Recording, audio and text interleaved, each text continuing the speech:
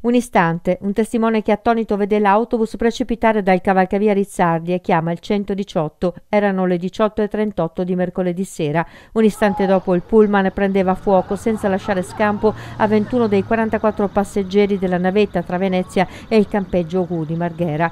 Sono 8 le persone tuttora in terapia intensiva dopo lo schianto che ha causato una strage, tra le gravissime una bambina di 4 anni ucraina e una donna spagnola di 52.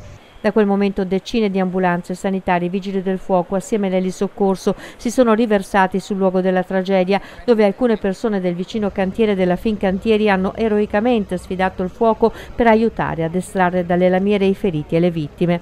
Un lavoro immane sul filo dei secondi per salvare più vite possibili, ma molti dei passeggeri erano già morti nell'impatto e poi nel rogo che ne è seguito, tra di loro anche l'autista del mezzo, Alberto Rizzotto, quarantenne trevigiano, da tutti definito come un autista modello. Un lavoro durato tutta la notte con operatori, sanitari, vigili del fuoco e forze dell'ordine che hanno continuato ben oltre i loro turni, sconvolti a loro volta da quello che si sono trovati di fronte. Solo all'alba sono terminate le operazioni di rimozione dell'autobus. Per spostare il pullman i vigili del fuoco hanno infatti dovuto accertarsi che si raffreddassero le batterie andate a fuoco del mezzo, che era elettrico e nuovo e appartenenti alla flotta della società La Linea. Moltissime le famiglie che erano a bordo con i figli, giovani e giovanissime le vittime, turisti spagnoli, ucraini, croati e tedeschi, tra cui anche un neonato di pochi mesi e una dodicenne, oltre a una ragazza minorenne.